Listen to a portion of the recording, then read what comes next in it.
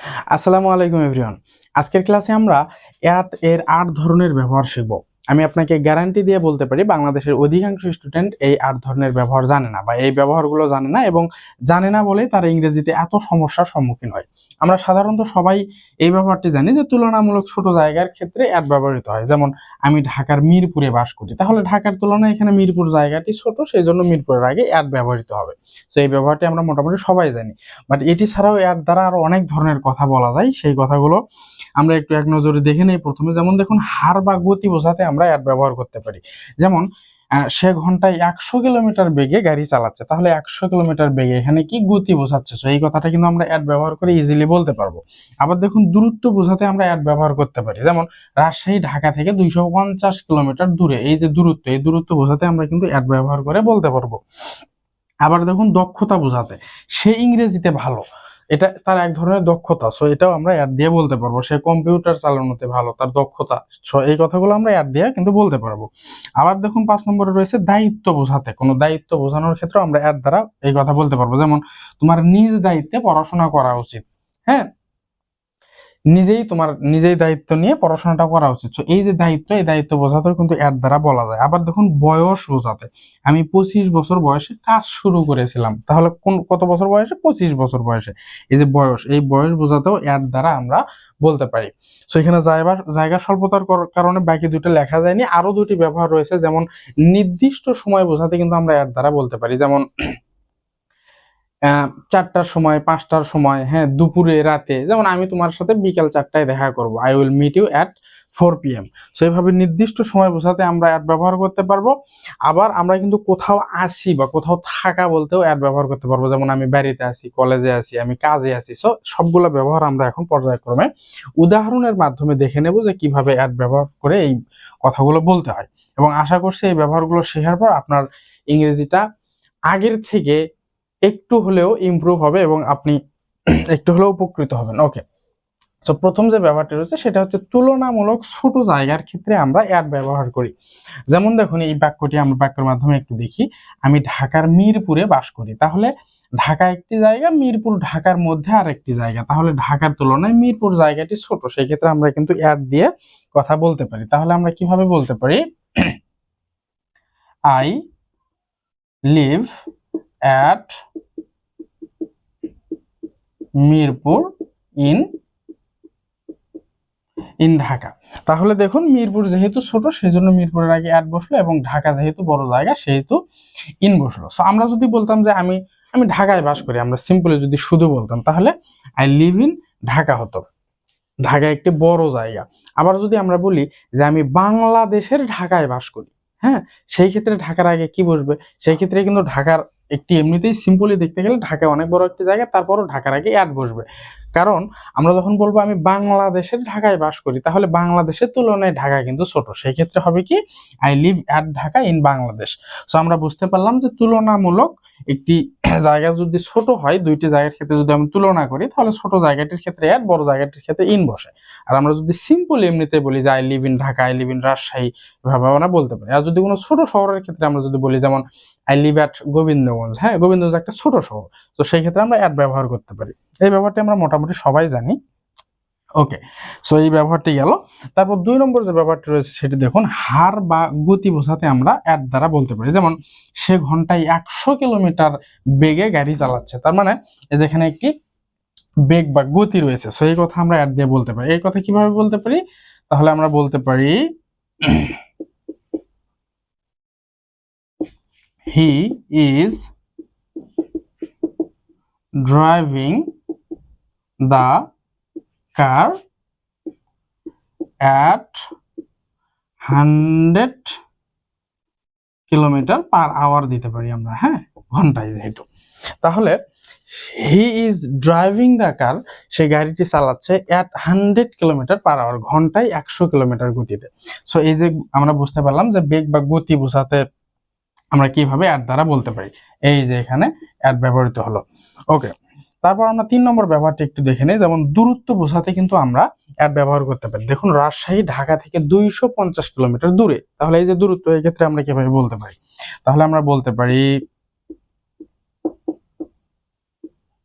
Rajshahi is at 250 kilometers away আমরা from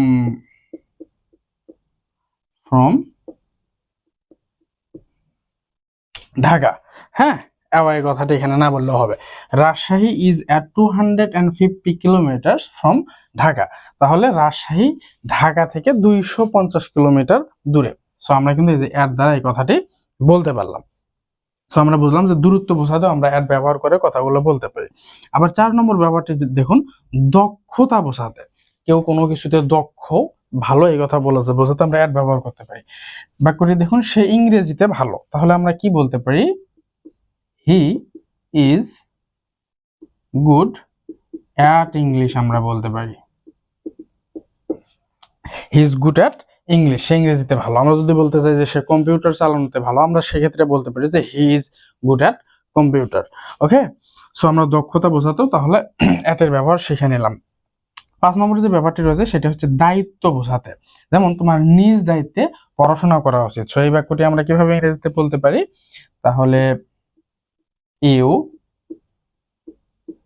should study at, আমরা your responsibility বলতে পারি।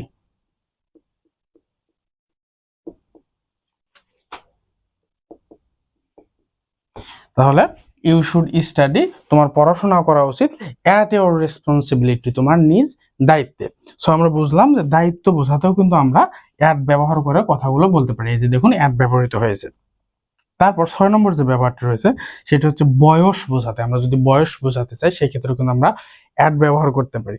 যেমন আমি 25 বছর বয়সে কাজ শুরু করেছিলাম, তাহলে আমার বয়স ফর এক্সাম্পল ধরুন এখন 40, তাহলে আমি যদি বলতে চাই আমি 25 বছর বয়সে কাজ শুরু করেছিলাম, তো এই যে বয়স বোঝাতে সেই ক্ষেত্রেও কিন্তু আমরা অ্যাট ব্যবহার করে বলতে পারি। তাহলে কাজ শুরু করেছিলাম যেহেতু অতীতের কথা, আমরা এভাবে বলতে পারি আই হ্যাড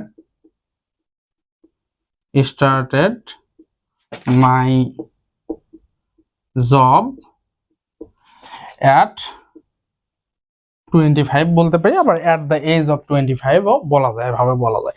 তাহলে I had started my job at 25, আমি 25 বছর বয়সে আমার কাজ শুরু করেছিলাম। সো আমরা দেখলাম যে এই যে বয়স বোঝাতেও কিন্তু এখানে আমরা at এর ব্যবহার করলাম। সো দেখুন তাহলে কিন্তু আমরা এই যে এই প্রথম 6টি যে ব্যবহার, এই 6টি ব্যবহার শিখে নিলাম যে এই 6 ধরনের ক্ষেত্রে আমরা অ্যাট দিয়ে কিভাবে কথাগুলো বলতে পারি। সো আমরা বলেছিলাম আমরা 8 ধরনের কথা শিখব। সো আরো 2 ধরনের যে কথা রয়েছে, জায়গা স্বল্পতার জন্য আমাকে এখানে প্রথম দুটো একটু হয়তোবা মুছে দিতে হবে। সো আমরা আর বাকি দুটি যে ব্যবহার রয়েছে সে দুটি ব্যবহার হলো, আমরা যদি নির্দিষ্ট সময় বোঝাতে চাই, হ্যাঁ নির্দিষ্ট সময়, তাহলে আমরা কিন্তু অ্যাট ব্যবহার করে বলতে পারি। যেমন আমরা বলতে পারি যে আমরা যদি বলি 4টার সময়, তাহলে কি হবে? At 4 PM।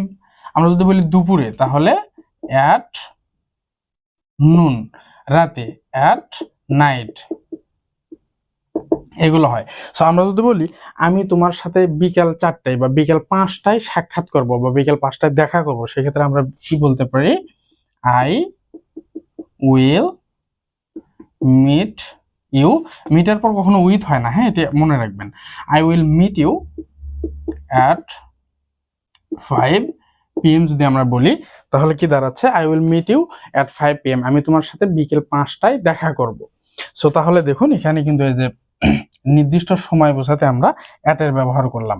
8 নম্বর যে ব্যবহারটি রয়েছে সেটি হচ্ছে কোনো জায়গায় আছি, হ্যাঁ এই ধরনের কথা, বা কোথাও আছি এই ধরনের কথা বলতেও আমরা অ্যাট ব্যবহার করতে পারি। যেমন আমরা যদি বলি আমি বাড়িতে আছি, সেই ক্ষেত্রে আমরা কি বলতে পারি? আই অ্যাম অ্যাট হোম, আমি বাড়িতে আছি। আমরা যদি বলতাম আমি কলেজে আছি, এখানে হোমের জায়গায় কলেজ দিলেই হয়ে যাচ্ছে। আই অ্যাট কলেজ, আমি কলেজে আছি। তারপর আমরা বলতে চাচ্ছি সে কাজে আছে, হ্যাঁ মানে সে কাজ করতেছে, কাজে আছে। তাহলে আমরা কি বলতে পারি? হি ইজ অ্যাট ওয়ার্ক, সে কাজে আছে। সো আমরা বুঝলাম যে আমরা কোনো জায়গায় আছি বা কোথাও আছি, এই ক্ষেত্রেও আমরা অ্যাট দিয়ে বলতে পারি। সো আশা করতেছি আমরা অ্যাটের যে 8 ধরনের ব্যবহার রয়েছে সবগুলো ব্যবহার আমরা বুঝতে পারছি। তারপরেও যদি কারো কোথাও বুঝতে কোনো ধরনের কোনো প্রবলেম হয় অবশ্যই কমেন্ট করে জানাবেন, আমি উত্তর করার চেষ্টা করব। ক্লাসটি কেমন লাগলো আপনাদের মতামত জানাবেন এবং ক্লাসটি সবার সাথে শেয়ার করে দিবেন যেন ক্লাসটি আমরা যারা ইংরেজি শিখতে আগ্রহী তাদের মাঝে ছড়িয়ে যায় এবং আমরা সবাই একসাথে ইংরেজিটা শিখতে পারি। আমাদের পরবর্তী ভিডিওগুলো সবার আগে পেতে চাইলে আমাদের চ্যানেলটি সাবস্ক্রাইব করে রাখতে পারেন। আমরা কিন্তু এই প্রিপোজিশনের উপর সবগুলো প্রিপোজিশন নিয়ে আমাদের একটি ভিডিও দেওয়া আছে, সেগুলোতে এত ডিটেলস আলোচনা করা নেই, জাস্ট একটি দুটি করে ব্যবহার দিয়ে আলোচনা করা আছে। আবার আমরা তারপর ভেবে দেখলাম যে আসলে একটি ক্লাসে প্রিপোজিশনের মতো এত বড় একটা অধ্যায় আসলে কভার করা সম্ভব নয়, সেই জন্য আমরা কিন্তু প্রতিটি প্রিপোজিশন নিয়ে আলাদা আলাদা ভাবে আপনাদের জন্য একটি করে ভিডিও তৈরি করার চেষ্টা করছি, যেন আমরা প্রিপোজিশনের ব্যবহারগুলো অনেক সুন্দরভাবে শিখে নিতে পারি। কারণ এই প্রিপোজিশন কে বাক্যের অলংকার বলা হয়। প্রিপোজিশনের ব্যবহারগুলো ভালোভাবে জানা থাকলে আপনার ইংরেজি দক্ষতাটা অনেকাংশে বেড়ে যাবে। সো আজকের ভিডিওটি এখানেই শেষ করছি, দেখা হবে পরবর্তী কোনো ভিডিওতে। ততক্ষণ পর্যন্ত ভালো থাকবেন, সুস্থ থাকবেন। আল্লাহ হাফেজ।